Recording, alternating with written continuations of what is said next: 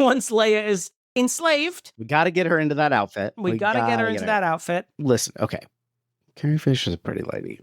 So, there's a part of me as, a straight, and as a boy, the first time I saw this, that it's like, look, okay? There was a puberty drought in the early 80s. And we had to get some heterosexual men. Very little. Toot sweet. Especially from 81 to 83, FAP shortage. No one was doing it. And George Lucas is like, I won't stand for it.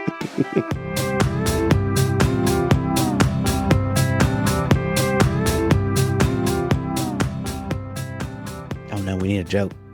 Oh God. Why? Why do we have to joke all the time? Why can't we ever be serious about these things? Welcome to Your Inner Child's an Idiot, the podcast where we look back on things from our childhood and see if they were any good to begin with. My name is DJ. And I am Damon. We have a special guest once again, Lacey Gillerin from the Resistance Broadcast and Nerdy and Nice. Thank you, Lacey, for being here. You're welcome. I live here now, so. Yeah, this is your home. She can't leave. She doesn't do any dishes. She just leaves them in the sink. Just here. She's got other stuff to do, like talk about Return of the Jedi 3 of 3. Your favorite. My favorite of the original trilogy, yes. I spoke about it in part 1 of this series, A New Hope, which is the whole Jabba Palace segment is my favorite segment in all of Star Wars. I love every second of it. I know there's a lot of modern day anger at Princess Leia's outfit. I love it. I think it's the slave Leia, which you're not allowed to call it slave Leia anymore, but it was back in the day called slave Leia. I think she looks amazing in that outfit. She also strangles her and slave her with her own chains, which I think is the perfect badass button on it. It's so badass. That's what people seem to forget is like there's a clip that goes around every once in a while on social media when people want clout of Carrie talking about it. Hold on, wait, speak slower because I really need some clout, actually. It's a clip of Mark Hamill and Carrie Fisher laying on Jabba talking about how evil he is. And she talks about how much she likes it because it's like he's a gangster. He's a bad guy. Like, there's no confusion. He's a terrible, disgusting slug. Mm-hmm. Yeah. And he puts me in this outfit because he's a terrible person. Right. Yeah. And I think that gets lost on some people. They're like, why did she have to wear it? Because he's disgusting. And that's the point. And then she gets to kill him with the chain.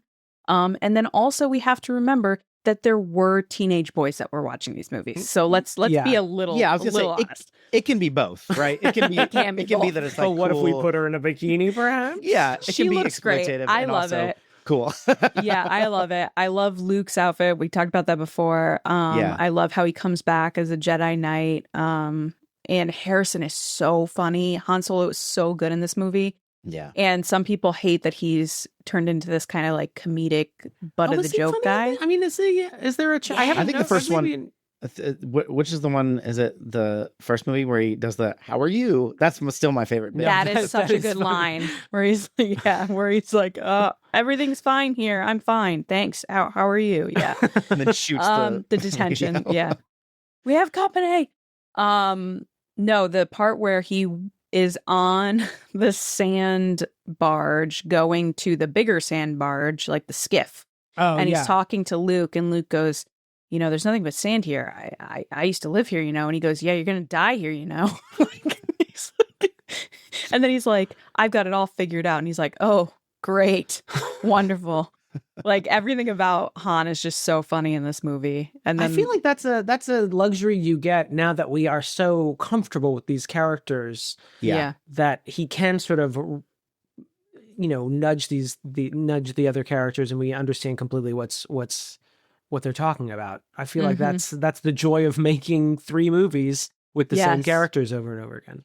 I like that this movie, from my memory, goes from like that sequence, the escaping Jabba's pleasure barge, pleasure barge, pleasure skiff, I believe is what Liz Lemon calls it. To the it goes from the a really small story like that to like the biggest possible story of this intergalactic war that we're in. I just feel like that's super cool about like we get this massive ending from this very small beginning, and I think that's also a difference between the second one and this one. Is the second one, I think, like isolates some of our characters, separates them, puts them in challenging positions. And that's what gives us the catharsis of this movie, of like them all coming back together, escaping, like getting back together, and then fighting this big fight that we need.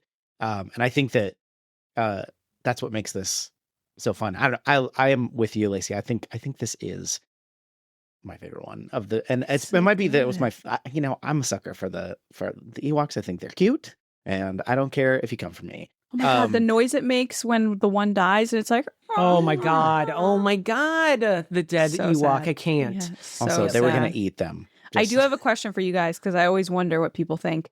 Do you like Yub Nub as the ending song, or do you like the new John Williams celebratory piece? I do have a preference. I prefer Yub Nub Me too. as the ending song. I do not like, and I hate that now it's like just the canon is I have to watch, the Saddam Hussein Palpatine statue. I don't mind that the visuals of that, since you've brought in Coruscant into the story, but Yub Nub is just a better song for me. I just like it. I understand that it explains why they're playing drums and dancing. Like now the dancing doesn't match. Yes. The dancing. That's my problem with it, is that I remember seeing that and being like, I don't understand. I just thought, I kind of forgot the original song. So when I saw the updated version, I was like, why is this weird? Why are they off beat? That now it's a 6-part story and it feels too small for that, just the Ewoks to be celebrating? Was that is there a story behind why they changed it? I mean, I'm assuming that's the reason. I don't know personally why they did, but if I was to guess, it would be like, oh, we want to tie the whole saga together. Which I'm like, okay, cool. You want to use some of those things you rendered back in the day, right?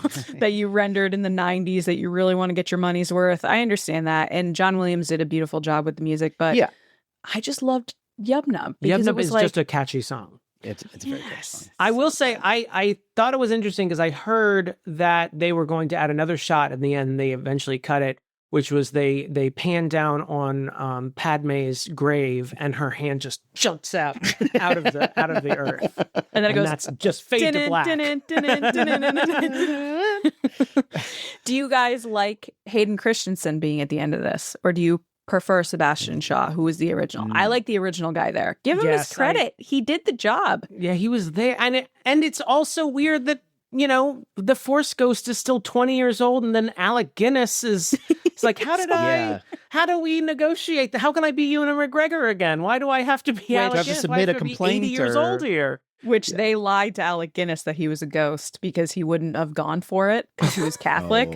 So like he didn't want to do the whole ghost thing, and they were like, "You're not a ghost," and they're like, "He's a ghost." He's definitely a ghost. That's so weird. Oh my God. How did they trick him? I mean, what was the explanation? Because he disappeared rather than his body appearing in the first one? Is that the idea? I guess so. It was some type of explanation that they were like, no, it's not really a ghost. And then they're like, it's a Force ghost.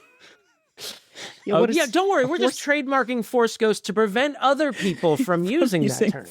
It's your remaining midichlorians floating through the air. You'll get it in 30 years. Don't worry about it. Don't worry about it. I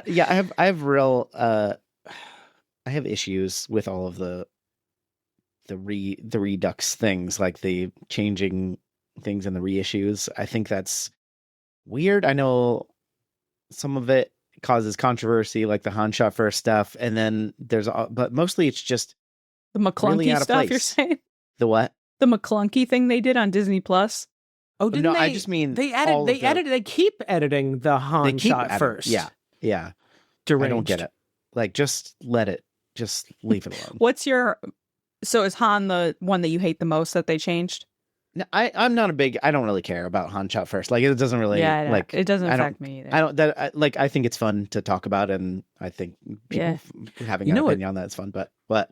The one that does piss me off, even though this isn't in this movie, the one where they added Jabba into the first movie, hangar, yes, where they step over it, where they step on his tail. When they step on his tail, I'm like, why would he step on the tail of a man he owes 6,000 moonbucks to or whatever? Why would he do that? It doesn't make any sense. It doesn't make any sense. So and Jabba bad. Looks so bad. It's funny you say that because that was something we brought up. We had an interview with Hal Hickel who works for ILM, who worked on that scene specifically with George. No. This is why we don't talk to people that actually get involved in the thing. No. He talked about really it good work, openly, though. honestly, Seems like- transparent. He said that they originally, I think the story was they originally had something else, and they took out the big like, whoa, and George was like, put that back in. Oh. And they were like, oh, but George, and he's like, put it back in. I mean, yeah. Didn't you hear our conversation about creative differences versus executives being listen to me? That's why I'm pretty sure that's what it was. I'd have to go back to the interview and watch it, but I'm pretty sure that's what Hal said. Is he was like, yeah, he really wanted it in there. He thought it was hilarious. The funny thing is, like, is Jabba's tail even visible in the shot? It's just like if you had had Han just go around him, I wouldn't have even thought about it. You would have a goose line. Rotoscoping around. Yeah. Well, just like zoom in so you can't tell that he's like stepping where his tail would be. You know what I mean? Yeah. My biggest issues are I hate the dewbacks. I hate them. The lizard things that the stormtroopers ride on in A New Hope. That are in the desert, they're like, why are they on those? Why? What, do they have a stable of dewbacks just readily available for them? Do they go out and rent them like they were at the Grand Canyon? So I'd say that's number 3. Number 2 in my top 3 is the stupid animal that walks in front of the camera when they're in the city, like the town of Tatooine, like the town that they go to. Mos Eisley, like Mos there is a Eisley, big old... yeah. Isn't there like a brachiosaur that someone is trying to wrangle also in that scene? It walks in front of the camera and it was like this kind of cheeky, like, oh, it passes. And I'm like, it just looks terrible. Why'd you do that? Like, I want to see what's behind it. My number 1 is the singer in The Jabba's. singer. I hate Jedi Rocks. I hate it. Is that the name of the song? Jedi Rocks? Yes. It's so stupid. Like, I think the funny thing is, like, these are movies, like, that are, I'm not going to say for children, but they're for children. You know what I mean? They are 10 to 12-year-olds. Yeah. Yes, that's the demographic. It says it on the box. And then all the edits and the prequels, they were like, let's go for 4 to 6 instead. You know, they like double down. And I'm like, well, you sort of tapped into something different where like people saw it as kids and then they enjoyed it and they grew into this universe as it was expanding. And then you just like, I feel they just kind of like fumbled the ball a little bit. I hate the singer at the end. It's very bad. There are some people, her name's Snice Noodles. Some people love her. I don't. I think she's stupid. She has the elephant trunk with the lips on the end? Yes. Oh, that's a shame. I think I'm realizing now as I sit here and talk about how the third movie in this original trilogy, which is admittedly cheesy in a lot of ways, and yet I still like it. I'm starting to soften a little on people that are like, hey, the prequels aren't that bad, and it's because you were a kid when they came out. And no, they're fucking terrible, and I can't wait to rewatch them and talk about them. I was a part of this like trivia competition a couple years ago, and it was very serious. And as all trivia competitions are, as it should be. Trivia means serious facts. This about one was way serious serious. We're gonna win, and we're all gonna be miserable at the end of this. Yes, literally. And it was like, you know, how many windows are in this room that this character, like stupid stuff like that. Yeah, that's so stupid. I had to go back and watch Revenge of the Sith, and Attack of the Clones is my least favorite Star Wars movie. Revenge of the Sith is probably the second least Star Wars. I hate that movie. It's because it's just so depressing. Poor Hayden Christensen is such a good actor, but man, he was given not good material to act with. But it's just so depressing to watch R2-D2 be so sad with him, where he like knows where this is going and no one's listening to R2-D2, and you're like, yo, listen to that guy. Always listen to the lesbian. It's just so I always forget that the droids are in the prequels as well.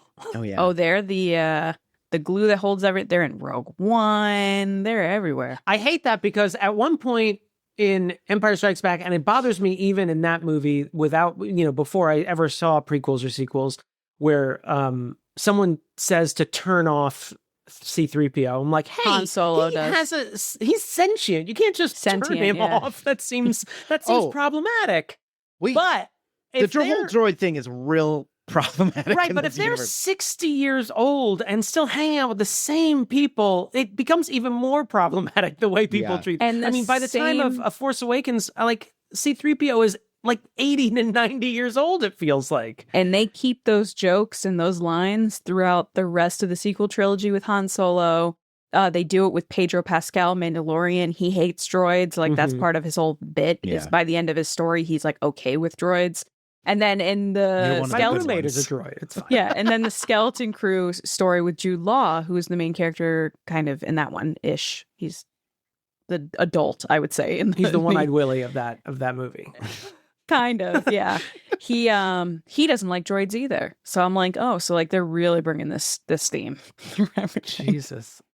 Well, how do you, I guess, since we're talking about the last movie of this trilogy, and we may watch the prequel trilogies, I think we've talked about, but how are you feeling in the environment that we are currently in with a wealth of Star Wars media? How are you feeling about that? Is it a mixed bag? Are you pro it? Are you getting tired of it? Well, how do you feel? That's a good question. I think, there is a lot of Star Wars. I talk about it every week. And it got to a point that we used to do 2 shows. We're down to 1 because it was too much. And there's these lulls right now where there's nothing going on. And then you're like, am I going to talk about, what I think about Darth Vader for the 50th time? That's not really interesting.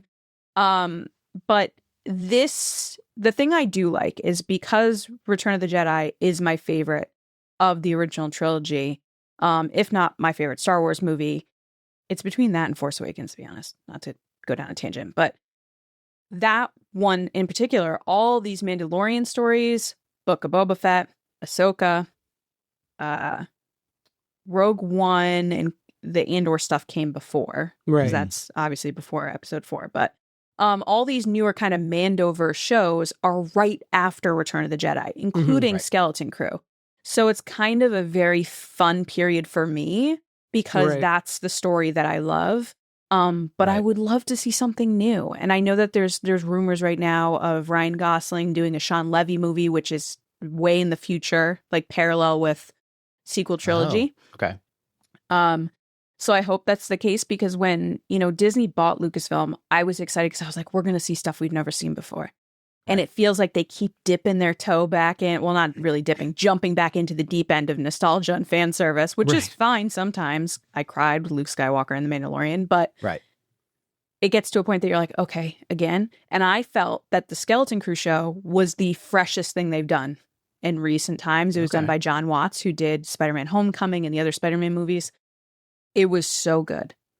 We just talked with Christopher Ford, who is the other showrunner, and to hear him talk about it, he talked about how we've been talking about it. Like, I played Star Wars on the playground with my friends, and I love Star Wars and wanted to do something different. And unfortunately, with The Mandalorian, like I said a couple times earlier, is that they're starting to bring back in all these characters from other things that it's just getting very busy. It's like, okay, I don't have time to enjoy this storyline because you're taking me 6 different ways that I have to keep up. And a normal general audience isn't going to do that. They're going to be like, I don't know what this is. They're going to do the Phantom Menace where it's like, where's Luke Skywalker? That's what they're going to do. Where's this? It feels very Marvel-fied. I don't watch a lot of the Star Wars movies, but I will, sometimes that stuff will just drip into my feed and they'll be like, oh my God, this guy showed up on the thing. And I'm like, who? I don't know who that guy is. And I'll have to look it up. And he showed up in the Clone Wars in 2 episodes. And then you feel kind of guilty that you don't know it, right? You feel a little guilty that you're like, wait, should I know this? Am I dumb? And then you kind of feel like you're not in on it. You're not in on what's going on. Whereas this original trilogy, we all were watching it together. We're all enjoying it together. We all had, our own experience with it.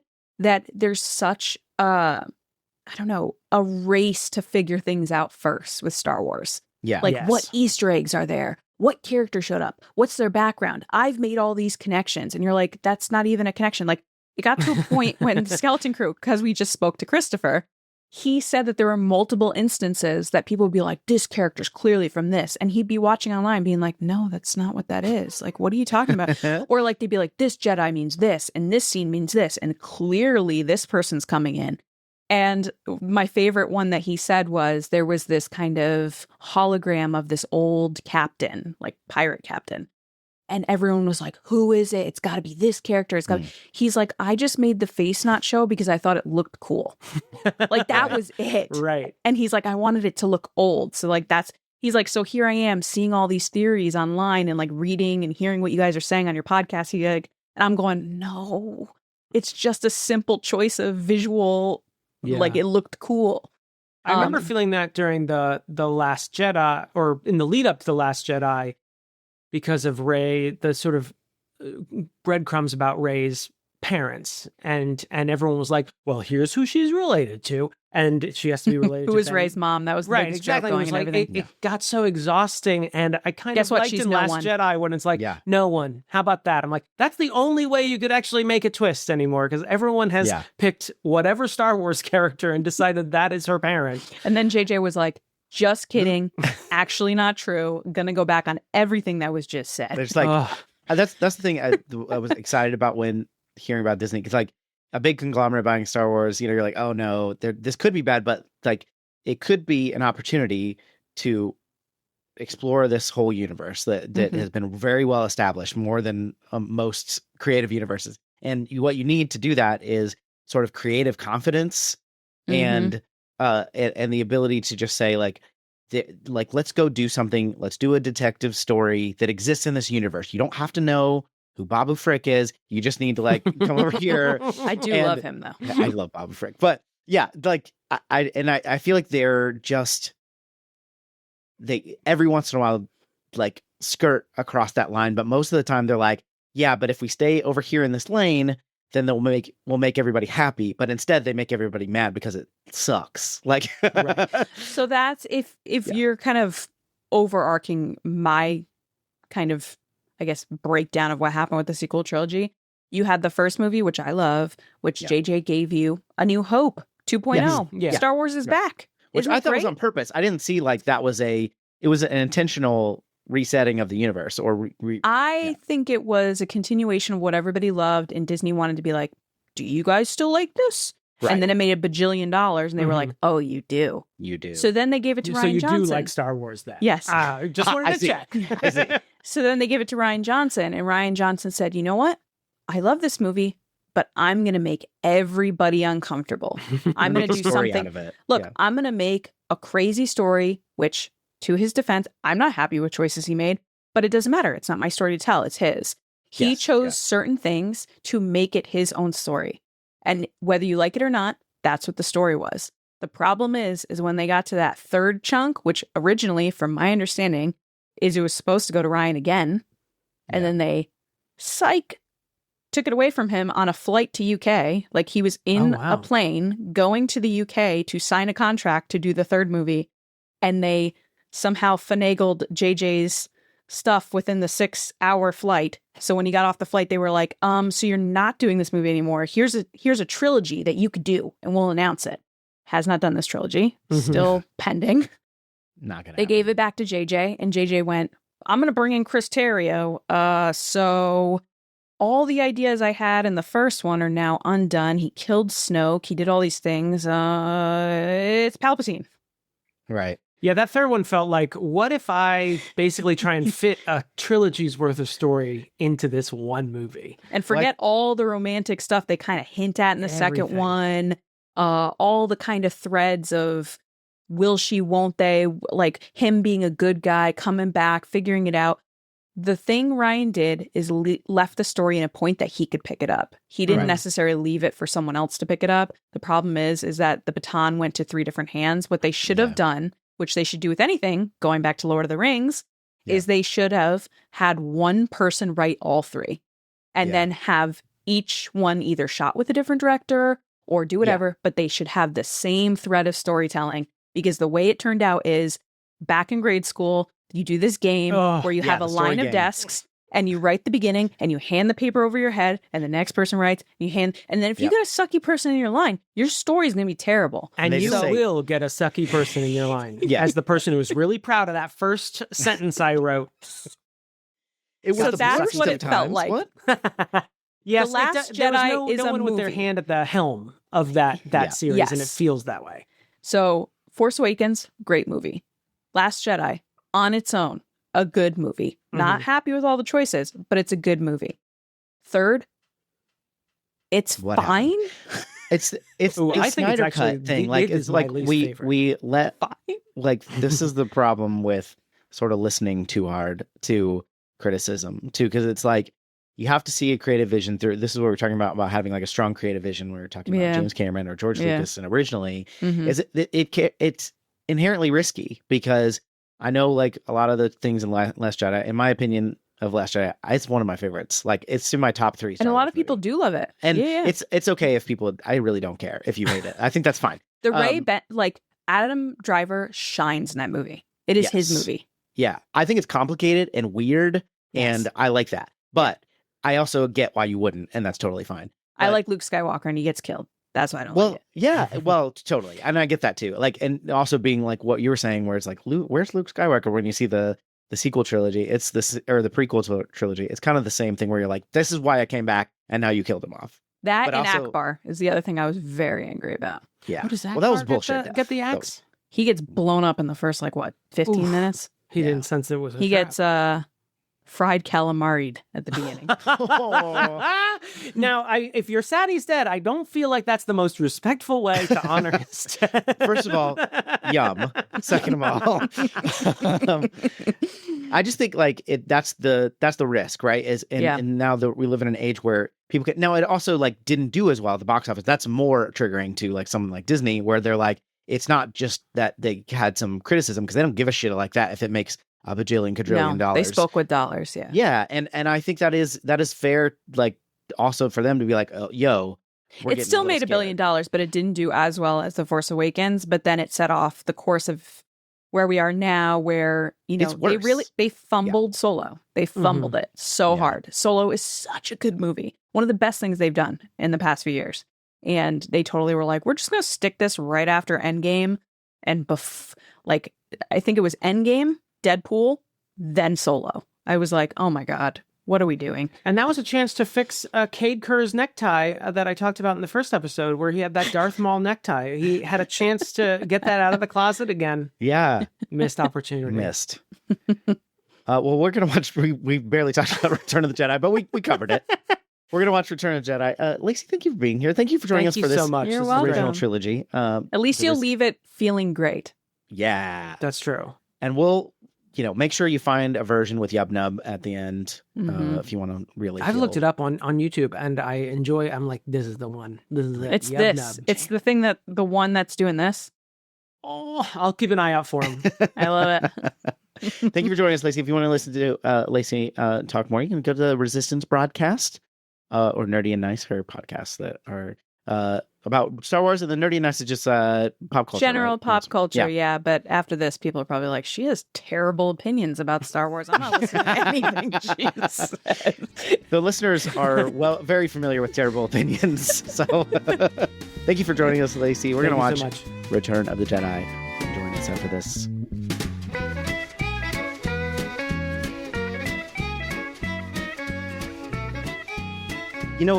I don't even want to do a commercial because I feel like Star Wars, the franchise itself, is the last bastion of a lack of commercialization. It's something free from merchandising. It's just like, it's a fresh virgin snow. Like it's just never been touched. And I don't want to bring crass commercialization to it. I don't want to tell the people that if they just go to patreon.com/YourInnerChild'sAnIdiot, they can join, they can support the show, they can get extra episodes, they can get their name in the credits. I don't even want to tell them that. I refuse to tell them. It's disgusting. Because, what do we get out of it? First, Money. they're going to... What's going to happen? They're going to support us so much that we go full-time. And then we're going to not know what to do with ourselves. We're going to go back to old episodes and we're going to re-edit them, add stuff. We're going to add like deeper voices. It's like, I think you're a chat. He's an idiot. Like, and people are going to be like, why do they do that? And we're going to be like, because you gave us too much success. And we're going to add a musical number right in the middle of it that sort of undercuts the tone of the scene. Why would we do that? We'll get to that. I've often said that George Lucas is the Bill Watterson of the movie world. He refused to give in, took long sabbaticals, and now lives in Ohio somewhere. Yeah. And no one can find him. That's George Lucas for you, and that's also us. Yeah. Don't give us any money. Don't do it. Don't. But wouldn't you like to know how me and DJ met? Maybe we can make episodes about that. Let's start with the people that are really interested in our podcast, with us as babies. Finally. And Werner Herzog is there for some reason. I want to go see the babies.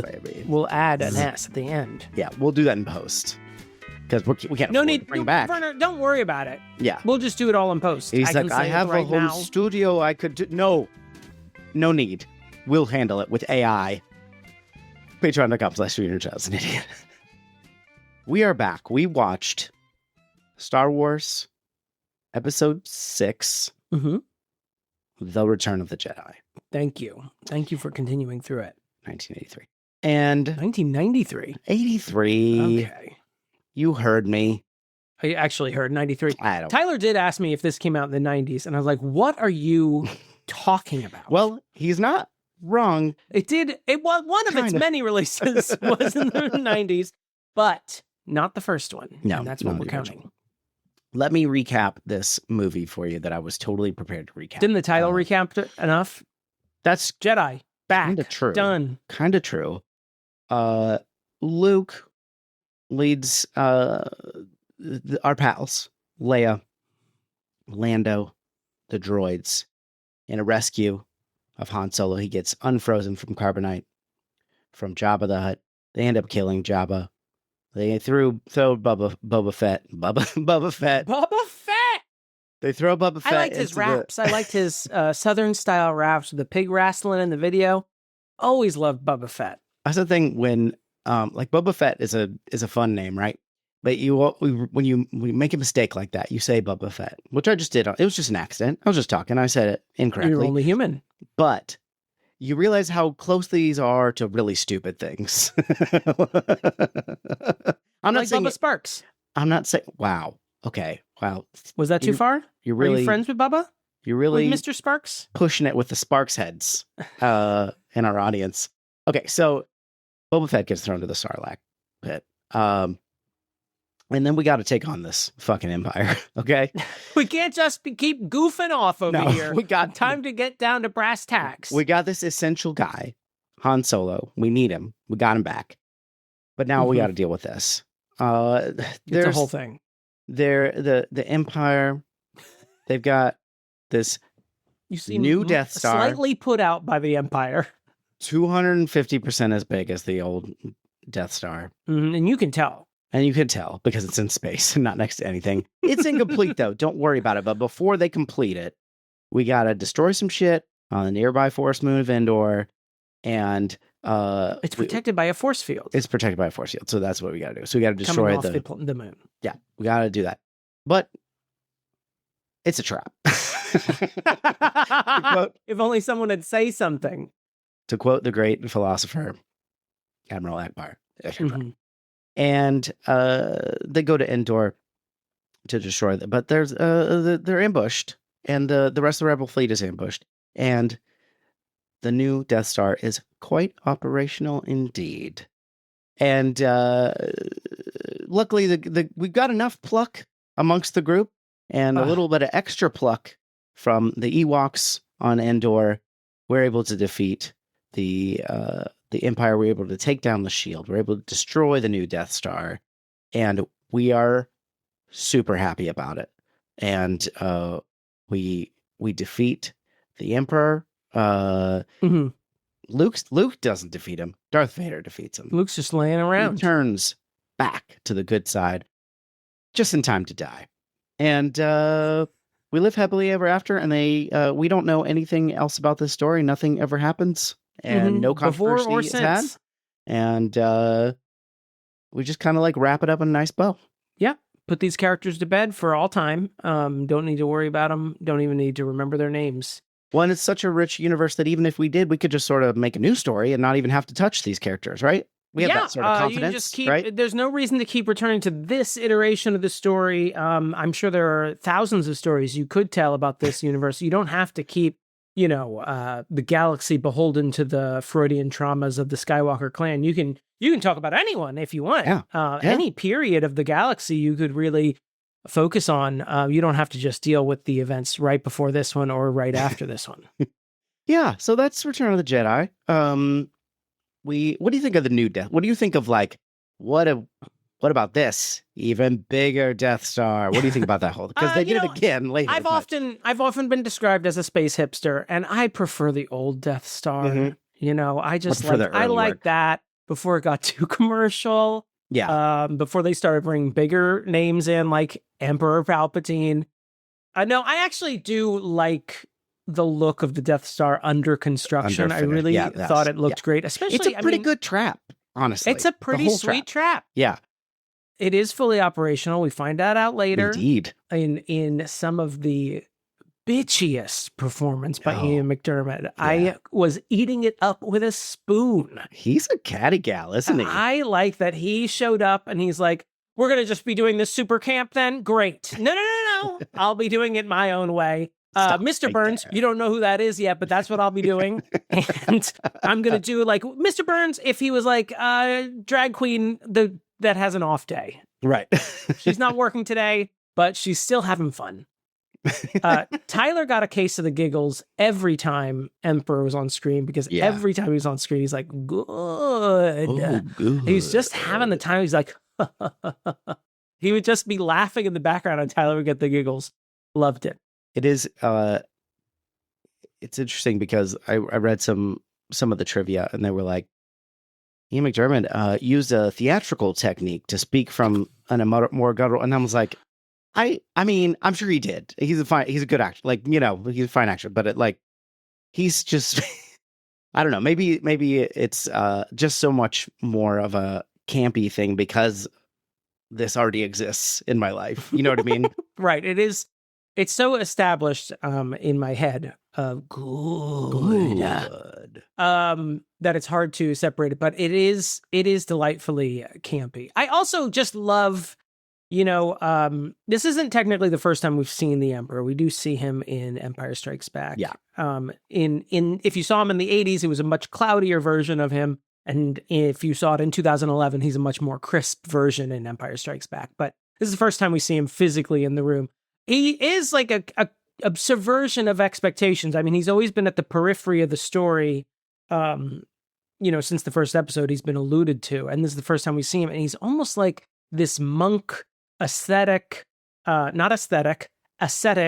who is covered in sort of like tattered robes. Like he's not even that, it's almost Buddhist, like evil Buddhist, where he's just wearing the bare minimum of stuff, and nothing's like particularly ornate or fancy, even though all his, Imperial guards are dressed up like fucking cardinals.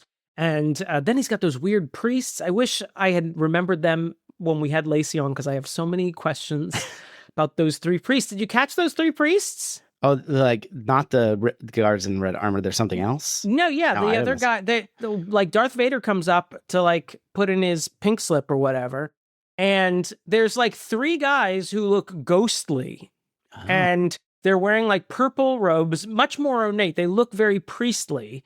And after Darth Vader's like, okay, I'm taking my 15. Palpatine don't forget to clock out, Darth. Darth, you can't. It's union mandated. I need it to show it on the timesheet. He goes to talk to these priests, and they're never introduced. They're never alluded to, and that's the only time you see him. I'm like, who are they? Are they like the cabinet? I wanted to know so much. I'm sure they fucking have dolls. I was gonna say, and who could tell us? The internet. The internet. But I did love the Emperor. I loved him. I loved how just over the top he was. Oh, I'm afraid this space station is fully operational. Just so bitchy. When he pats the little lightsaber like a dog. Oh. I love it. And Ian McDiarmid's like, oh, you want me to sit for 2 hours? Great. I'll be doing that. Done. Oh, do you want me to do this? And like, you do the rest. Also, I want to say, like, he's never looked better than in this movie. We see Palpatine, of course, in the prequels, and unfortunately in one of the sequels, and he looks really good here, and I've never fully bought his prosthetics in the later made movies. He just looks like mashed potatoes in the later movies, and here he looks great. and I feel like I'm going to say this a lot, but it's just so unnecessary. Like, it's a movie and it looks good. It looks fine. Stop it. Stop picking at it. Stop picking at it. Speaking of glow ups, what do you think of Luke's glow up in this movie? I feel like when he shows up, he's a little poutier. His hair's a little bit featherier.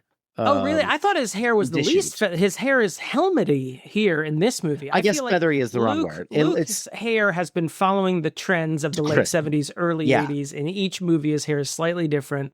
And this is it at its most Dorothy Hamill. Just straight up ka-chunk. Right. It's going on top he's of his almost head. He's not quite Wall Street, but he's like, that's where he's going. We're going an interview next week. That's where he's going. In 4 or 5 years, once we get into peak late Reagan years, you're gonna see the comb marks. He is kind of a sourpuss. He was getting on my nerves in Jabba's palace in this one because he's so fucking smug. Yeah. And he's technically not a Jedi. Calling himself a Jedi pissed me off, first off, because rules is rules. You don't have your license. Yoda did not sign off. And he's like, I'm the Jedi. Hey, guys. And he's so serious. And then later, as he's being arrested, he's like, that's the last mistake you'll ever make. I'm like, I know you're right, but shut up. Stop being like that. Okay. Speaking of Jabba, first of all, he vapes, so super cool. Enemy. Yeah. First off, just smoke a cigarette. Grow up. Let's talk about Jabba's whole deal. Horn dog. He's a horn dog. Yeah, and he looks like he's been eating oatmeal all the time because he's got like this caked on, like oatmeal colored spit. I think he's just an older guy. You know how he needs to maybe drink some water and. And again, he's never looked better than he did in Return of the Jedi. Any time they try to CGI him, he looks fucking weird. Well, just like we just saw in the in episode 4 in A New Hope. It's like, this is taking away the fun of Return of the Jedi too, because we just talk about Jabba. We don't actually see him. So seeing him, you're like, oh Jesus. Like, and he's like this cruel, warlord, that's like kind of lording over, Mos Eisley Cantina. I don't know, like, where are we? He's at Tatooine. Yeah. Tatooine. And, seeing how cruel he is, he just like has, slave ladies chained up. He feeds them to the Rancor when he gets mad at them. Mm-hmm. He's got, little minions kind of serving him and, laughing at his jokes, Salacious B. Crumb style. Salacious Crumb is just, he's a good audience. He certainly is. He loves to laugh. He's got Bib Fortuna cooking his books for him. That's Squid Head guy. Yes. Bib Fortuna, Bib Fortuna, who I address by his first and last name and say it multiple times in the same sentence. When he showed up, Bib Fortuna, he made Tyler very uncomfortable. Yeah. He's like, this is the only time I've seen now 3 of these movies. I have never been more uncomfortable than seeing this man. He's wet. He's moist. Yeah. Bib Fortuna has very moist features, which I didn't care for. May make him look more youthful. He's got those talons. Don't care for that. Sharp teeth. He's got like a sort of fat neck, but like a thin head. And so it just makes looks like his little part of his tentacle thing. And then he's got his tentacle coming around and he's got, this is the first time I noticed he has little wattles that are coming off of his neck. Don't like that either. His whole vibe, I don't like. His eyes are salmon colored. No, thank you. Don't like it. I didn't have a lot of Star Wars action figure. I just kind of missed that whole train, but I did have a Bib Fortuna at some point. Why? Well, I don't know. All of them. Why? You know who I like? The Servant. I think it just ended. It's one of those things that just ended up in the box of toys. Actually, I'm familiar with that. Yeah. Like, I don't think it was originally mine, but it's like, oh, my cousin's cousin Ryan put that in there. I'm like, well, it's mine now. What do you think about? So, John's got this whole palace. He's got entertainment. Yes. He feeds people to the Rancor. He's got a band cooking. We'll talk about that at lunch. What is the name? Max Rebo? Is that the band? I think The that's little right. blue elephant guy? Is Yeah. he the? Is I don't he- want to get into Is it he our yet. Paul Schaefer? Is that Max Rebo? I think the whole band is Paul Schaefer in this instance. Inspired by. We can't all be Paul Schaefer.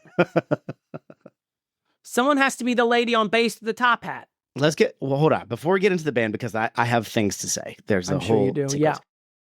What was Jabba's? So this is after the band sequence, but like, okay, so Leia is portraying a bounty hunter that brings Chewbacca, and that's how they get in on the whole thing, right? But they escape, and then she rescues Han from Carbonite. He's like being hung up like an art piece. Oh, this is nice. Is this a Degas? And then she thaws him. Yeah. And then you hear ho ho ho ho, because Jabba's just been chilling behind a sheet or something, I guess. That's right. Yeah. He was in the utility closet the whole time. Yeah. His little, Roman emperor couch can be moved throughout the entire palace, apparently. What was the plan here? Because he seemed content to just leave Han frozen. He was like, I like it. It's my decoration. I'm just going to leave him there. But he let them unfreeze. So he knows something suspicious is going on. And then he takes everybody. He's like, field trip. We're going to the Sarlacc pit. Everybody, I feel like we saw a 2-part plan, like a part plan A and then plan B. Yeah. Plan A was, hey, here are the 2 faggot droids. You can have them. Can I just have my friend back? Once again, underscoring the idea that droids seem to be third-class citizens, in fact. Just being get rid of tortured them. Who cares? In this movie, what? This is like the 9th circle of droid hell, and Luke's like, hey guys, I'm just going to be selling you to Jabba to get my human friend back, even though I've technically known you longer. Yeah. And so I think when that failed, and he's like, yeah, I'll take your droids, and I won't give you Han Solo back, then Leia came with Chewbacca. So that was... Stop. Can we turn it off? Is that a thing we can turn off? It is, but I won't do it. I won't give it the satisfaction. Then Leia shows up with Chewbacca in shackles. Yeah. Mm-hmm. The plan being like, hey, I've got Chewbacca. That was my entry in here. I've got a thermonuclear detonator or whatever C-3PO says, and to get the bounty, which gets us into the palace. I guess that's the whole plan. And then Leia, sends Chewbacca to prison, steals Han Solo, and then Luke shows up now. Yeah. New part of the plan. Maybe plan C. Yeah. Once Leia is enslaved. Yes. And all the implications get her into that in outfit. We gotta get her into that outfit. Yeah. There was a puberty drought in the early 80s. And we had to get some heterosexual men. Very little. Toot sweet. From 1980, the Carter years? Are you kidding me? But before that, especially from 81 to 83, FAP shortage. No one was doing it. Just not cool. The moral majority told us we couldn't. And George Lucas is like, I won't stand for it. So we'll test that theory. So Leia is now a sex slave, presumably, living in hell. I mean, we don't know anything about it. Feels not when she strangles him, I feel like there's a loaded it feels loaded more than anything. Yeah. I mean, there's not any evidence. Absolutely not. There's no evidence, but like she's in the bikini, and I feel like that would have been forced upon. Yeah, somebody had to put. No one's like, I'm going to put your stuff in the corner here. Total privacy. Let us know if you need anything in a different size. I'll be right out here if you need any help. And it's Leia. I'm going to write that on the door in a whiteboard marker. Get any of us. We all have radios, so we can get. For some reason, this is run like a military operation. This J. Crew, where you got this metal bikini, is run like Iraq. I don't know. That was the original name of J. Crew. They had to change it after they invented the country. Damn it! Just come up with something quick. Anyway. So sometimes the bits don't go anywhere. So there's part C, which is now Luke is here in person. Now Luke is here. Gets thrown to the Rancor, kills it, destroys that Rancor trainer, which always breaks my heart. I was like, oh, George, if you just hadn't shown me this one character. Yeah. It would He's have been very fine. upset about the Rancor being dead. He raised it from a little ranklet. Ranklet. Anyway, and then we go on the pleasure skiff, as Liz Lemon calls it, and we kill him there instead. Yeah, I guess Luke's plan or the team's plan is more confusing than Job, because Job is just kind of like fucking with him. It seems like he's like, I'm not giving you the thing. I don't care. But yeah, it doesn't seem, I guess he's mad about the Rancor, so he needs some beast to eat these people. Mm-hmm. The one I have is dead now, so we got to go get another one. So let's go. It's a huge antlion in the desert. It seems very confusing, this whole thing. Okay, so it's like that James Bond thing. It's that, like, just get your heart rate going. We're back in the mix with everyone. Yeah, it's jazz, baby. It's the action sequences you don't see. Now, speaking of jazz, do you want to talk about the Max Rebo big band? I'm so thankful, by the way, that you sent me a compilation of the scenes that were altered for this, because once I saw the original song, I was like, oh yeah, okay, I remember this song. Yeah, it's like living deep in the racism. But we watched the only one that's easy to find because we're lazy, which is the... Yeah, I have it on DVD, and it's whatever they released in 2011, I assume. Yeah, it's the remaster, one of the many remaster versions. So it's probably the latest one that came out before the new sequels. And it's this sequence, this movie has the most changes, or at least the most noticeable changes for me. And the biggest one of them being this sequence with the Max Rebo band, which is just the band in the Jabba's palace. And it's very out of place. It's very cartoony. It's very Episode 1, The Phantom Menace coded. It's very silly. Like, once I saw the original version, I was like, why did they change this? It completely, like, makes it into a comedy, like, not super comedy, but there's a lot of silly shots. And it's going along while one of the dancers is being pulled into the Rancor pit. Like, it undercuts, like, the drama of her being, almost sexually harassed. And then when she rebuffs Jabba, she's thrown to the Rancor pit and dies. And instead of just having this sort of semi-jazzy, but like minor key, or not minor key, but low key music playing, instead now it's a musical, like a song, like a feature. Yeah. And the lead singer, she goes, uh-oh, when that woman is thrown in. And there's like background singers. It's all very, and the background singers are like Star Wars aliens, but they're styled like it's 1983. It's so distracting. It is, and like, not that every single section has to have like this point, quote unquote, but like the idea behind this sequence, at least to me, narratively, is showing you the consequences of crossing Jabba, right? Mm-hmm. He's a bad guy. He got these slaves. He'll kill them on a whim because he's pissed off, and he's got the Rancor, which we see that it's, it seems so obvious in retrospect because we've all seen this, but that's like the point of this scene. And originally, it seemed like, to me, it was like a Western vibe where there's like a piano player, playing, or like in a bar fight scene, there's a blues band playing in the corner. Mm-hmm. It's just like set dressing that like kind of sets the scene. And this is an alien planet, so of course it's going to be different than what we're used to hearing. But then they just make it like a musical number. It feels like the kind of sequence that would be on a Disney ride, not in a movie. Yes, that's a good point.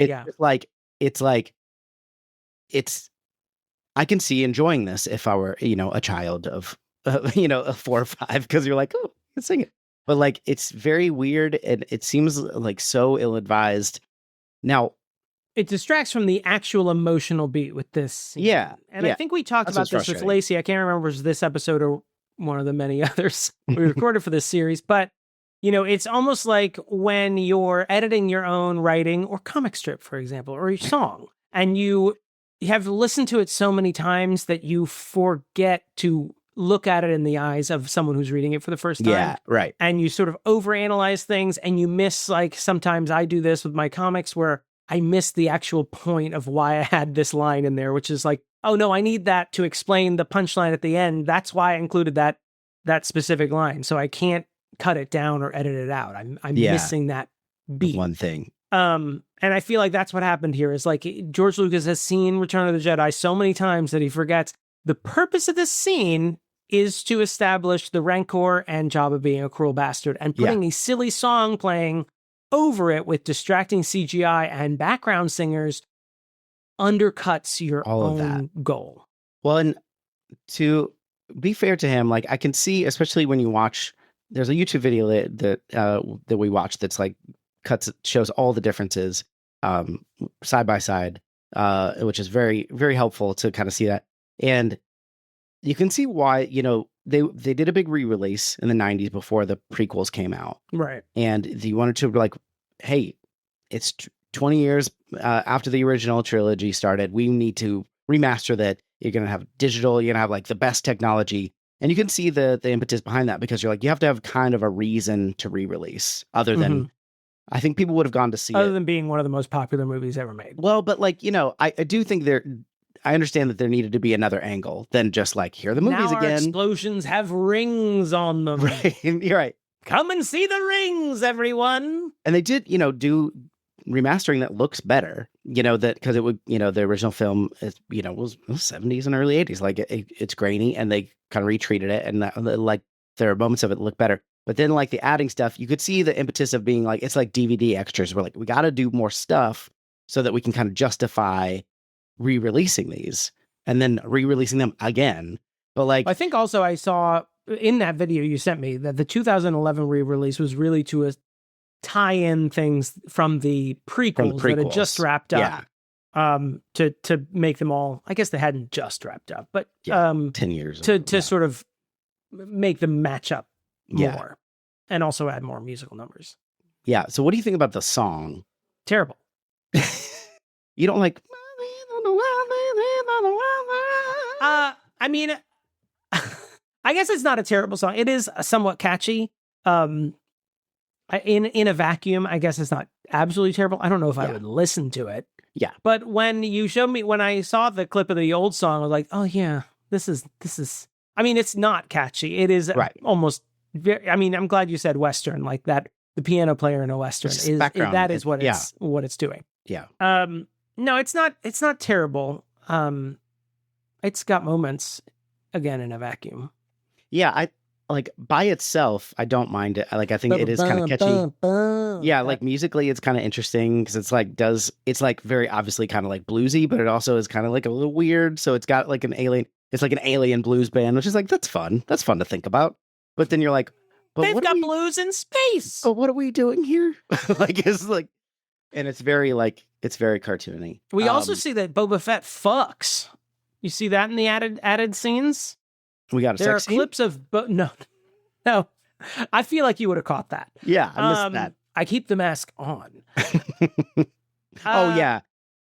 When he you think my antenna is asymmetrical? Just wait. Just wait. What? He hits on some of the background singers. Yeah.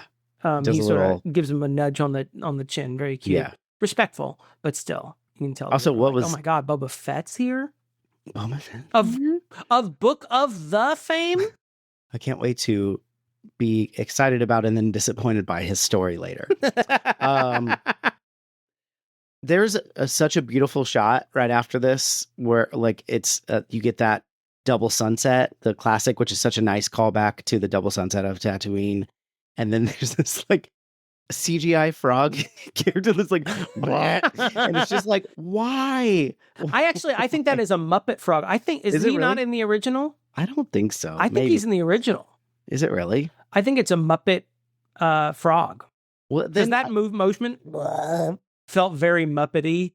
In this is like upscale. They really went all in on Muppets in this scene. Well, I don't know if they're technically Muppets, but they all feel very Muppety. I think he is in the original. I think that's still stupid because it was a nice sunset shot, and I was like, wow. I hope there was some way that I can make sure that Star Wars fans will tell me if I'm wrong. I don't think so. Is there any way to guarantee it? Do you like, what did you think about R2's job as a server? Do you think that, I mean, I think she did pretty well. I Hey, no, I'm fine. I didn't. He's gendered as a he in this movie, actually. Where could he be? I didn't get her. Or is that C-3PO? Where could he be? I think that's C-3PO. No, I think that is Luke talking about R2-D2. Oh, okay. But who knows what, he might have all pronouns in his email. Yeah. Not anymore. Not under the current empirical regime. I thought he did good. I mean, it makes sense. Just put a tray on top. Done. Keep your lightsaber in there. It can shoot across the way. I like that. I like that C-3PO is always cut out of the plan. R2 knows exactly what's going on, and C-3PO has no fucking idea. He's like, what are you doing here? And he's like, serving drinks. And he's like, what do you mean serving drinks? What do you mean you have your lightsaber hid in your compartment? Oh God, I love C-3PO so much. I know people don't, but I love him. I love that little poof. He's so great. He's so miserable. He's so pessimistic. Love him. What do you think about, speaking of re-editing, I don't want to just only talk about re-editing. I do want to actually talk about moments more, but the Sarlacc pit sort of upsets me. Oh yeah, the Audrey 2ification of the Sarlacc pit. It's cool. Like, I thought the first one was cool because it's literally just a hole in the desert with teeth. Yeah, and it's kind of cool that it exists there. And then you don't think it's able to do anything until it sends a tentacle out to grab Lando's leg, which is gives you a little bit more stakes. But when it's like snapping around, like you said, Audrey, to like Little Shop of Horrors. Tyler was like, well, Mario's very popular. It only makes sense to add a piranha plant coming out the bottom. I do not like it because it also is not good CGI. It doesn't feel blended in to it. So I like it when it's just a sphincter in the sand, man. Yeah. Throw him into that sphincter. Now you're gonna wanna eat something first.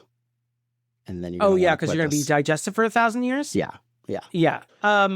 I will say, Tyler, first off, kept calling him Lorando, which kept getting funnier and funnier. I really like that. And what else did he... Oh, and Tyler was also like, well, digested for 1,000 years, you can be dead before that. I'm like, that's a fair point. Yeah, like well before that. I guess we don't know how long everybody lives naturally in this time, but... Boba Fett, gone too soon. R.I.P. King. Tyler was also had the same feelings I had back in 1994 when I watched these movies for the first time, where he's like, just like, Boba Fett come back in the movie? I'm like, no, that's the end of Boba Fett. And he's like, but did he do stuff in Empire? Because he fell asleep at the end of Empire. Yeah. And I'm like, nah, I mean, he just sort of got Han Solo and said a few lines and then took him off to Tatooine. That's it. He's like, why is Boba... I was like, don't ask. I don't want to get into this. They just liked his look. They made a toy about him to explain everything. Has a cool costume. That's it. It's that asymmetrical antenna. By the way, I just want to say before, a friend at work made some Star Wars cutouts. Those things where you like fold it up, you cut it out, and then you have a string of them once you unfold it. Mm-hmm. He made a Boba Fett, and because of Boba Fett's fucking asymmetrical antenna, he had to do 2 on each side. And then cut them off. And then cut one off on each little guy. This was in school? No, this is at work. This is a grown man? This is a grown man, 20 years my senior grown man. Hey, you know what? That sounded really judgmental, and I don't mean it. You do whatever kind of paper crafting you want to do. That sounds great. You know what? This is the God's honest truth. I'm jealous. Crafting, I'm shit at it. Shit at it, mate. It still sounds like I'm being sarcastic. I'm actually being sincere at this point. You just need to get some paper. Hey, Deej. Yeah. You just need to get some paper. Get cutting. I also was a little annoyed when, Han Solo had like space blindness or whatever. Yeah. And he's like, now instead of a big dark area, I see a big light area. And Luke says something like, yeah, there's not much more than that. I used to live here, And I'm like, you two met here. You don't have to explain that. There was also on the pleasure skiff. Yeah. I was starting to get a little disappointed. And this starts a trend like throughout. It felt like they were sort of coasting a little bit. Like the Jabba's employees. Not using engine power on the skiff. No. The Jabba's employees don't look as cool as the aliens I've gotten used to on. Like, his guards just look like putties from Power Rangers. They just look like leathery guys with like 5 dreadlocks coming out the back.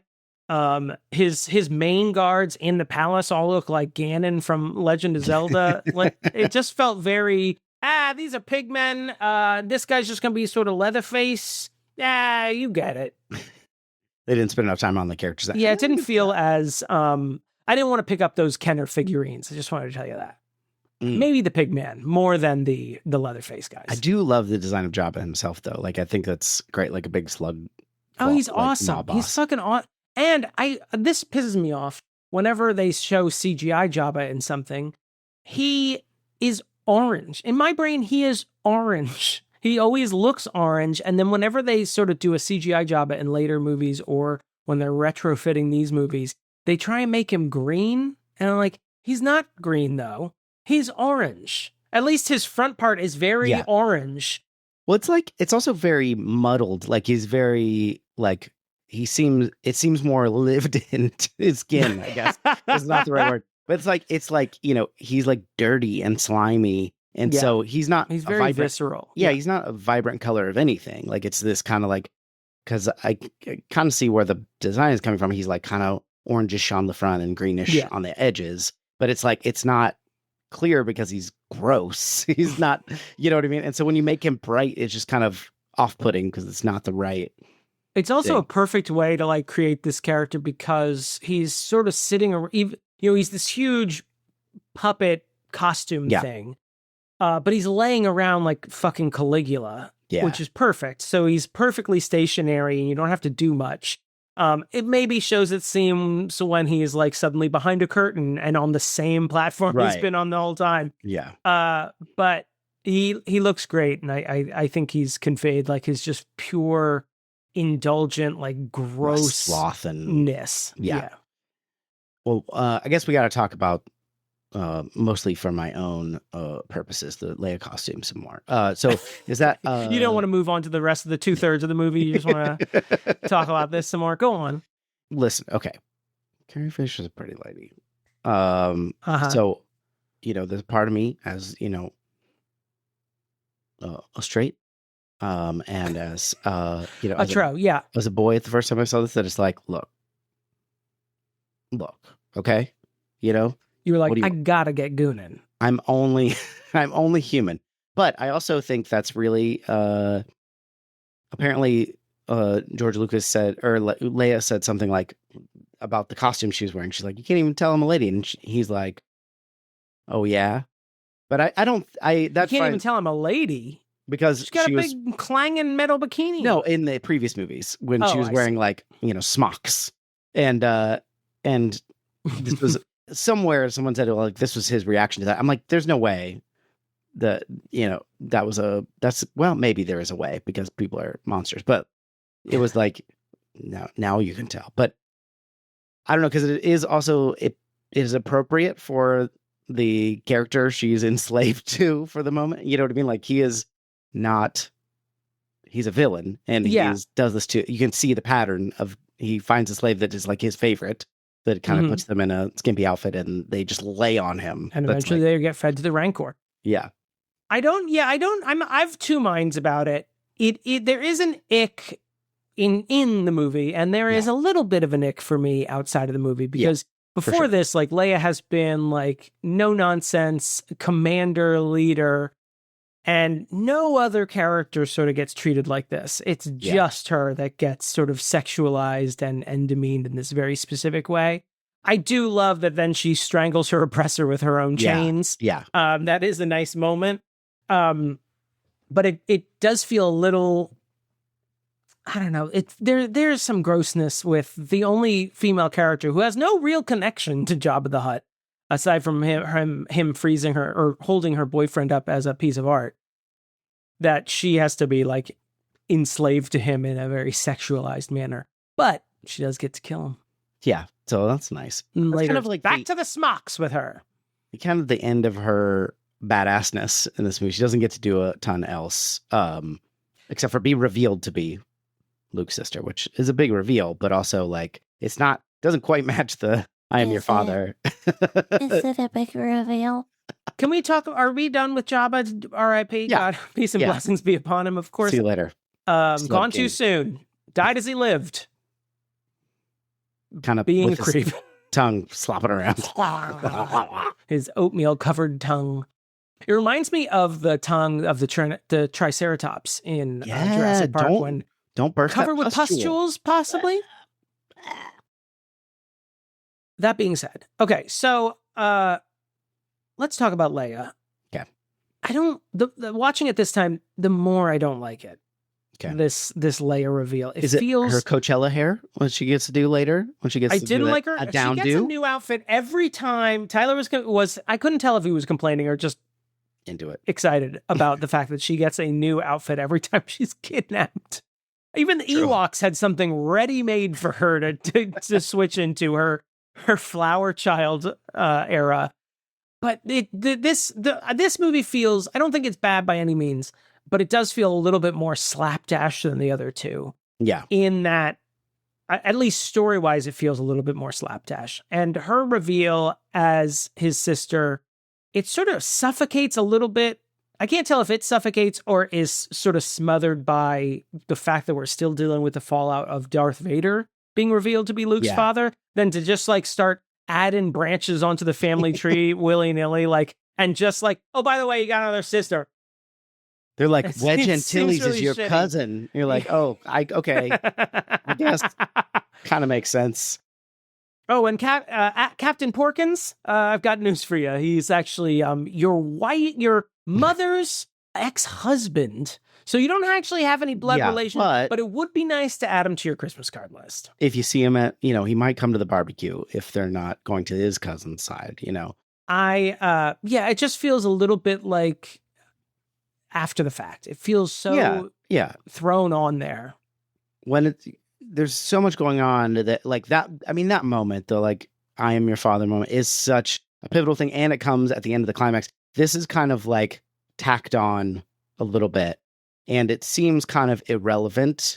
I mean, it is, they do kind of work it in because Yoda's like, hey, your sister is also a Jedi. So like, we have, there's many the Force run. Yeah. You've like, all got Force powers or whatever.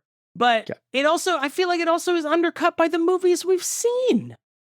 Yeah. In that, I mean, Leia was held hostage on the fucking Death Star with Darth Vader. I know I'm not the first bespectacled person to say this, but like, and no one got any feeling either way between these two. But now when Luke's just taking a shower, Darth Vader's like, I can sense him.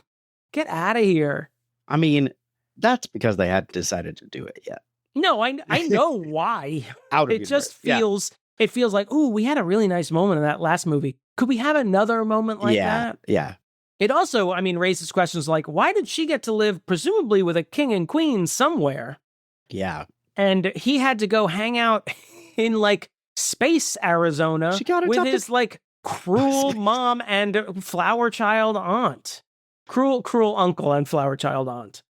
Anne Murray over there, Space Anne Murray. And then Grumpy Gus passed away. Now they're skeletons.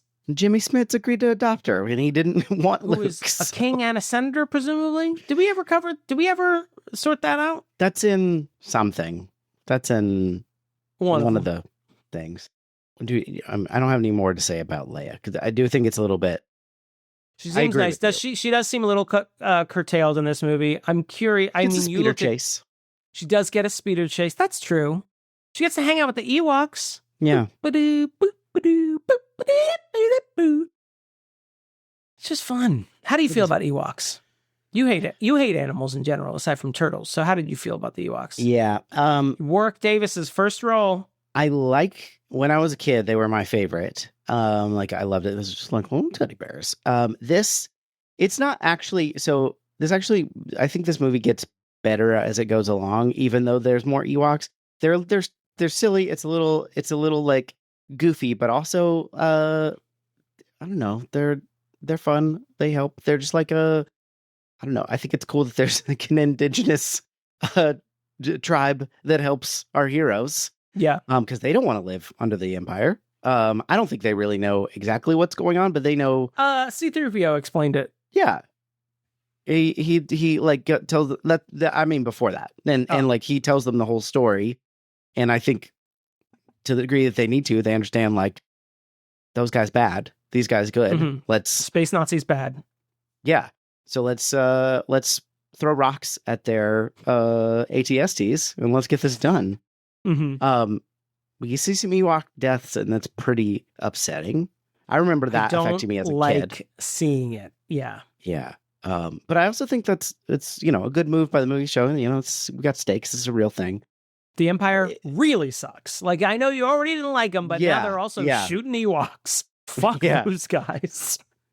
Not sure exactly I like them. I can't help but like them. Yeah. Even though I feel like on paper in my head, I'm like, I wouldn't like that. Every time they show up, I'm like, oh, look at them. Oh, Winky, here you go again. Wicket's, he's cute. The he's Wicket, like, that's what it is, not Winky. He's very jumpy. He wants to stab her, but he doesn't. Oh, love him. Scared of hats. Even though he's wearing a hat, but okay. It's okay. Yeah, it feels like the technology is there, Wicket. Come on. It's the thing. You're wearing it on the head. I like him. I like all the design. I like the design of the other guys. I like it when they're hanging out with Chewbacca. I think that George Lucas has said in his original, like maybe outline, the Wookiees would have been the indigenous people on Endor. And then he liked them so much, I think he wanted to expand their role and added Chewbacca. And then the Wookiees became Ewoks. Sure. And he cut them in half and blah, blah, blah. Not literally. He just made them shorter. But they're very adorable. I like them a lot. This is a thought that I'm only really vocalizing now. I didn't rehearse this beforehand, but I'm trying to think, like, is it a little disappointing that it's this new race that we've never met before? They're the least connected to the Empire and they sort of get this triumphant moment. Is that? I don't know. Like, that doesn't bother me, but I do see what you're saying. There's like no. Do you? Because I feel like I barely explained what the hell I was saying. Well, I think even though this is the end of the trilogy and it's very obviously like kind of finishing the story, it does kind of exist on its own, for better or for worse. And I think it's like kind of the conclusion we need. And so let's jump to the end, because that's another thing that was changed is like when the Death Star is destroyed and we're celebrating, we've got Darth Vader on the funeral pyre. We get like fireworks, and then we discussed this with Lacey. There's a big celebration, a big song, and they changed the song, and another they added song ruined. That Yub Nub is a good song, as I said with Lacey. Yub Nub. I went back and watched them both, and I disagree. I think Yub Nub is good, but the singing is weird. Who's singing? Is that the Ewoks? Yeah, because those are not Ewoks singing. That is like a choir. I should have gone back to. It wasn't included in your video. I mean, they showed. I looked it up. Yeah, but they didn't show the song being. I just like. I think that it's catchier than what becomes a very sort of muted song. I kind of like that celebratory scene. It feels incongruous with what I'm actually seeing. Whereas Yub Nub, I feel like matches the energy, even if it doesn't actually sound like Ewoks singing. It sounds like we got the local San Dimas choir to come in and sing this. It does. It does feel more celebratory than what we get, which is this very muted thing. Wrong. I think it's good to catch up with Naboo. I don't like the scenes than the other. I mean, I kind of think it makes sense. We're showing like how galaxy wide this sort of celebration is. Yeah. I get what they were going for there. I don't think you need it for the celebration and for like the emotional points. I do like the song better, just as mostly because it's more instrumental and it does like take a back seat to the beats, as opposed to like Yub Nub's like we're singing this song, this choir of clearly humans and not Ewoks is singing, and it could be a galactic choir, I don't know, but like it just having watched them both, I think the Naboo Castrati choir is coming in. I don't care about it that much. I don't really care about this. I do think it controversy, is weird. But I think it's just weird that I understand because it is the end of the trilogy, but to sort of throw in Naboo and is Who it the fuck Mos are these Eisley? They show a bunch of other places that I was like, is that Naboo? No. And then when and Naboo Coruscant, showed up, I'm like, no, that's Naboo. Coruscant and all these other places where you have not interspersed them in this story at all. Anywhere else. And so watching this by itself makes it feel very awkward. What do you think about what order do you want me to watch this in, George? Because if I'm watching it in episode order, I know it's his fucking father. Right. That's not a surprise. If I'm watching it in release order, who are these places? What are these places? And George is like, I don't know. I've just been counting money since I made the deal with Disney, and I haven't been able to stop since. I'm sorry. Did you say something? I couldn't overhear you. Hear you over money. Do you? What's that money? Yes. We can go into another room. What do you feel about replacing Sebastian Shaw, who played the maskless Vader at the end, Force Ghost, with Anakin Skywalker? There's a big controversy. It's a very, very big... Living under the Trump presidency, I couldn't agree more. This is a huge controversy. This is I remember, the most stakes. I remember once... this actually makes her more human, but I was watching a collection of Martha Stewart bloopers, and she was like, there's nothing worse than stretching out your sweater on a hanger. And then she was like, there's nothing worse. Just like looked off into the crew like, who wrote this shit? Again, this is an edit without a point, because I think we said this with Lacey. He doesn't know who that is. He doesn't know what his 28-year-old dad looks like. Yeah, who are you? I saw an eyebrowless British man just a few minutes ago. And now I got this hottie here with the swoopy hair.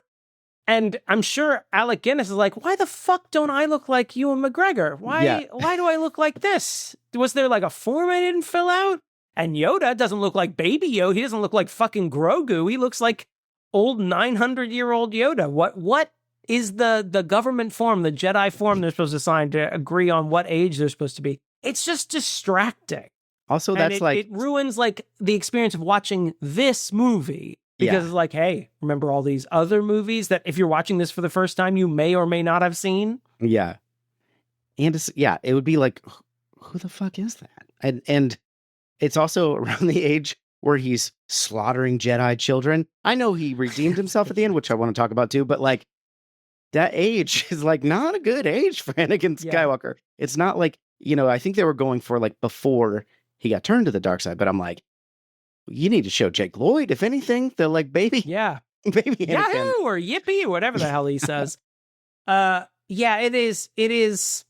is frustrating, because I think it actually falls into the same trap that I think a lot of Lego sequels make, or even like late period Star Wars movies make, which is like referencing things from better movies. Yeah. And this is an instance of like referencing things from lesser movies, I'll be generous. And it's like, are you making this movie, or are you assuming a knowledge here that I may or may not have if I'm watching this for the first time? You are assuming I would know who Hayden Christensen is, but if I'm showing this to my 8-year-old dumbass of a kid for the first time, he's gonna be like, who the fuck is that? I'm like, oh, I have to explain, that's Darth Vader. The guy that we just saw, he doesn't look anything like him. No, you're right, Greg. That's not the same guy we just saw. Do you buy, in this movie, the Darth Vader redemption kind of move? In this movie, I do. Yeah. Before I knew he murdered a bunch of kids. Personally. He personally went up to kids and killed them. This is the only time I've ever thought about it more, but I'm like, we don't really get any build up to it. We just get like, I guess we get Luke saying, I know there's good in him. And that's really all we get. We get no indication from Darth himself that he has any good left in him. Nothing he says or does until he grabs the Emperor and throws him over the edge.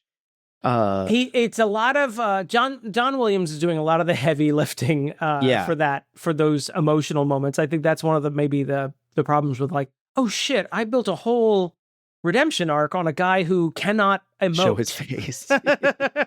It works for me. I remember the first times I watched it, it worked for me. Yeah.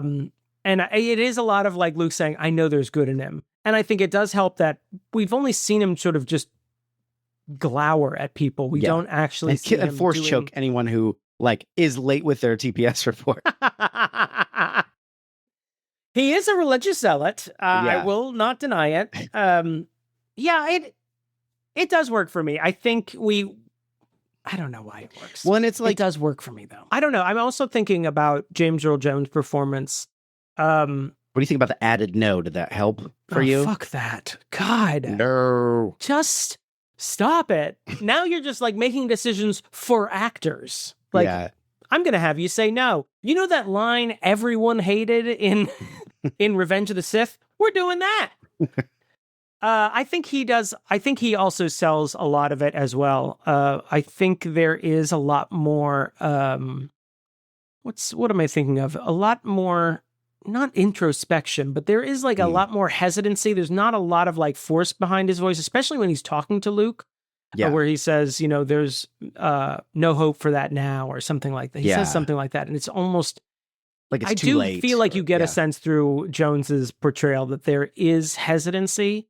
It is iconographic, and I feel like one of the things I like about these three movies of Star Wars is that there isn't a lot of like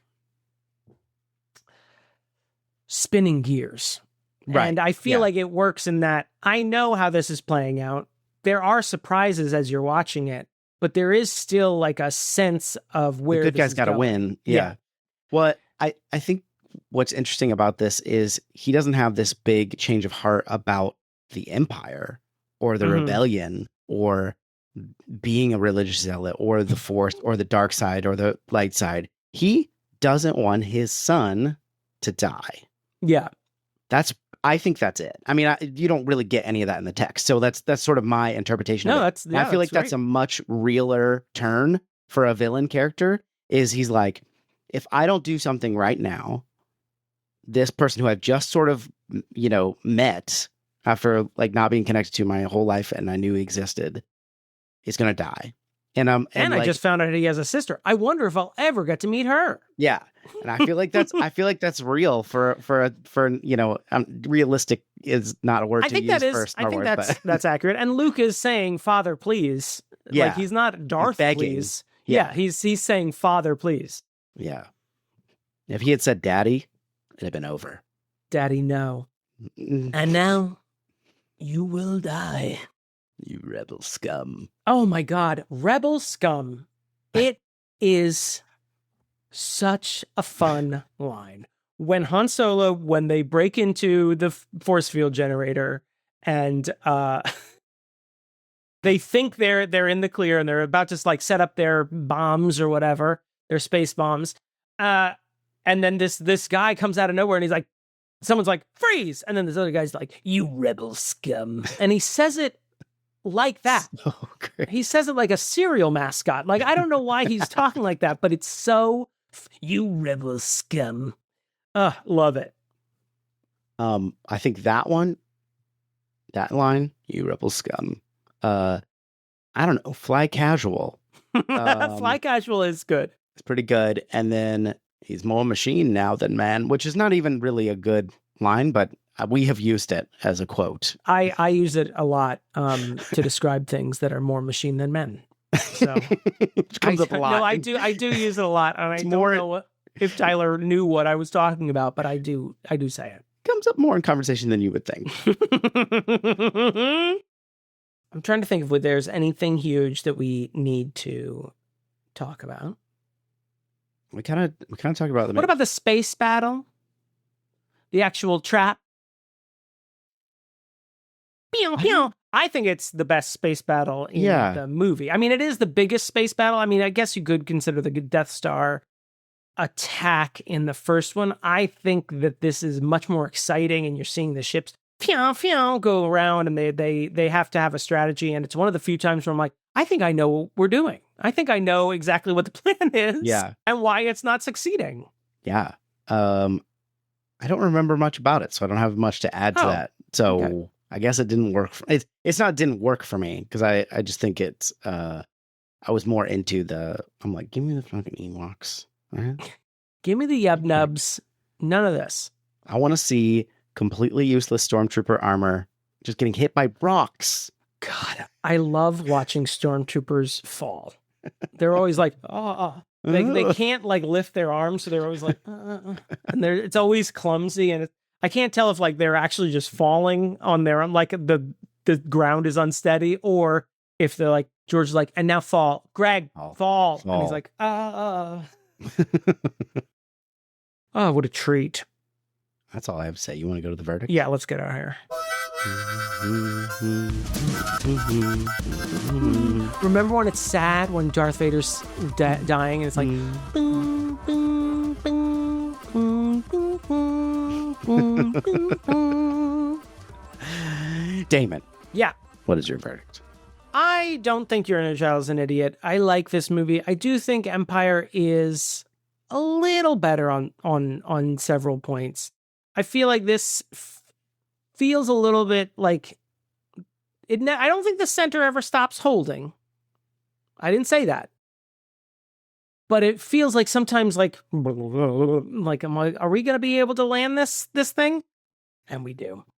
Land the plane. I Luke. think there's a lot of stuff in here that doesn't quite gel for me, especially like watching it critically this time. Like the Leia thing. If you had just told me she's not his sister and she's just a nice lady helping the rebellion, that would have been fine. It feels like kind of but what about the more love triangle? Confusing. Why would... But it makes the love triangle even weirder. You made it weird. You made it White Lotus, George. Spoiler alert. Jeez. I think I love the Emperor. Love him. Queening out with him. Is he your... He might Catherine be O'Hara. my Catherine. Yeah, I'm going to put Catherine O'Hara. That's the Emperor. Oh, I'm afraid. Bitch. He's a real treat. He's got Force lightning, which also I feel like could have been explained a little bit. Also, what's his plan? Is his plan for Luke to kill Darth Vader? I Because that feels like a big leap, dude. Well, I think there's like there can only be two, right? There can only be a Sith and a Darth. According to rules, we won't find out for another 15 years. Yes. So that's why I think is that retroactively explaining what the fuck this plan is? Because I don't know. Yeah, maybe I am bringing my own Sith knowledge to this, that there can only be two. Maybe in this iteration, it's like, just come over here. We got better stuff. We got long hallways. He says it's your destiny to kill your father and take your place by my side. And you can see Darth Vader being like, what the fuck? I didn't sign on to this. Palp. Sheev. Jonathon Palpatine. Do we actually ever hear Palpatine's name in this? No. I remember asking my friend Joseph, who was a Star Wars fan. I was like, do we have his name? And he was like, and this was before the prequels. He's like, Palpatine. I was like, okay. And then when I saw the prequels, I was like, Joseph. And he's like, sage nod. when Senator Palpatine's, hanging out. But yeah, it does feel, I'm always a little confused. I'm like, your genius plan was to bring the guy up here and count on him murdering his father.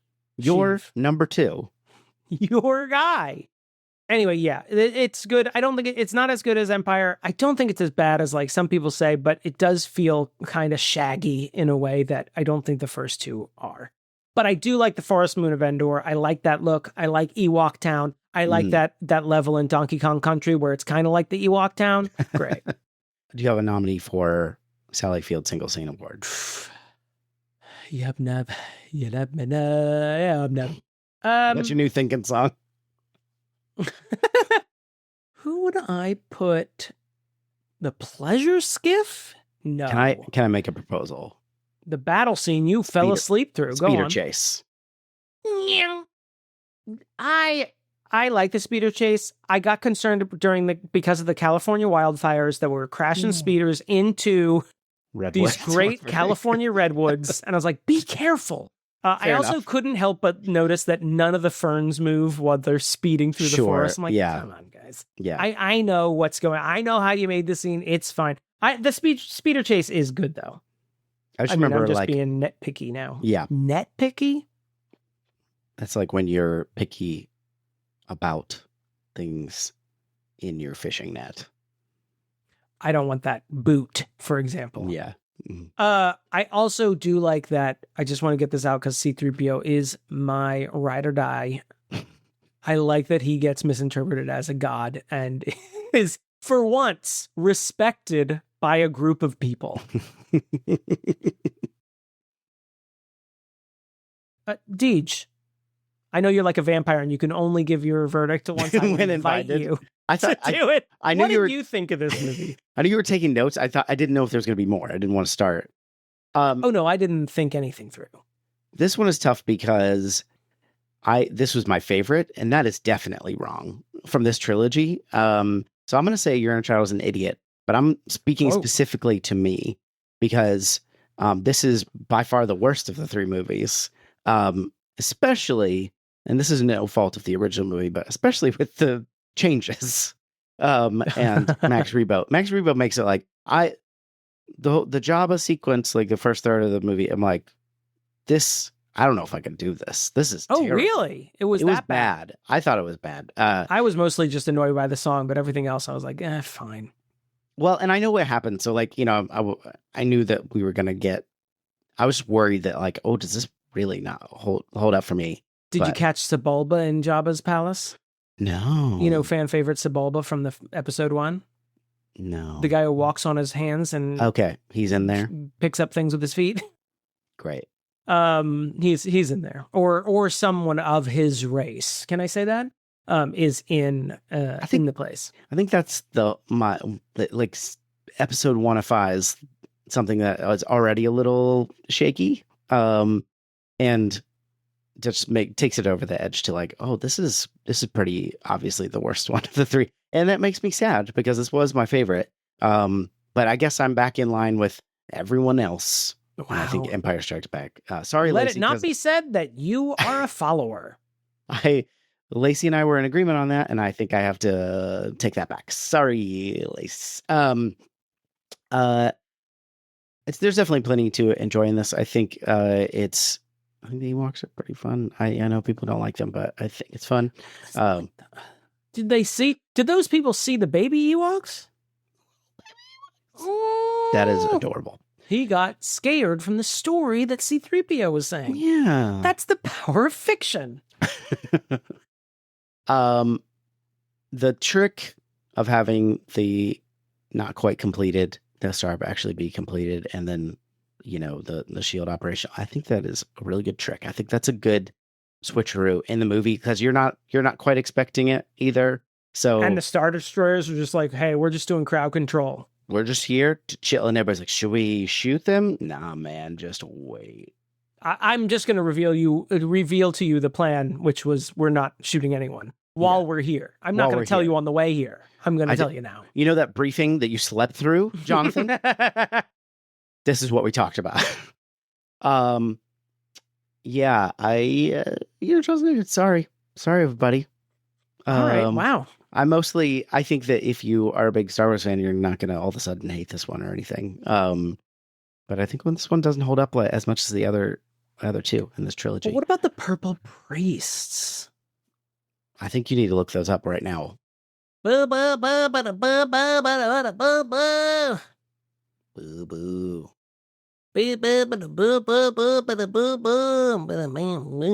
What am I typing in? I was singing. Purple priests. I didn't really want you to look it up. Too late. ROTJ. ROTJ in the USA. Who are the people on the Death Star with the Emperor? Now, I'm going to go to Reddit rather than this AI overview because fuck you. The Emperor's advisors, one of which being Yoop Tashu, as was mentioned, and then that's all he says. I'm like, Yoop Tashu? No one Yoop Tashu'd. No one mentioned Yoop Tashu. I'm sorry, am I pronouncing that right? Yoop Tashu? I want to say Yup Tashu. Someone is saying that Snoke might be Yoop Tashu. Oh. Except they would have blown up on the Death Star. Yeah. Yoop was one of them, says someone in response. Ew. What are you talking about? Okay, please. All right, I'm sorry. Please cut all of that out. No, keep it. It's great. Yoop to shoe. You ever have yoop to shoe? I had a raspberry yoop to shoe once. All right, if you shut up, I'm going to do the patron thing. What do you think, everybody? Email us, yourinnerchildsidiot@gmail.com. You can text us or leave us a voicemail, 615-576-0525. We want to thank remember when I told you to shut up and then I couldn't do it? We want to thank our patrons for supporting the show, including Lindsay, Halik. Let's do it in the Emperor voice. Jeremy Powlen. Beth Surmont. Good shit on the cartouche. Bill Haynes. Little Miss Chicken Nugget. Captain Jean-Luc Picard. Is that him doing? Yeah, that was tough. That's tough. Caroline Amberson. Tommy Boy is my favorite movie indeed. I'm losing it. Zesty. I need to get evil. Sorry. The Elusive fan Gromkin. Dr. Malcolm's Heaving. Yes, Bosom. Tippi von Cheaterly. Larissa Maestro. Karen Curd. The supreme ruler of this podcast. Jackson has an unhealthy obsession with Damon. Particle Man. His Honor, the Mayor. Travis Vance. Jonathon Day. Zachary Hartley. Lindsay Nell. Demon's Australian accent. The Hands of Fate. T. Smith. Heather Tuggle. Just Frigo. Thank you all very much for supporting the show. If you'd like to support like them, patreon.com/yourinnerchild is an idiot. And we promise to do less voices. No, we don't. No, we don't. I'm afraid this is a fully operational voice mechanism. Thanks for joining us on this Star Wars adventure. We're gonna probably check them out if you haven't had a chance to familiarize yourself with these movies. Feel free to. Well, thank you for letting us be two more white guys with opinions about Star Wars. Just when we thought we were out of them.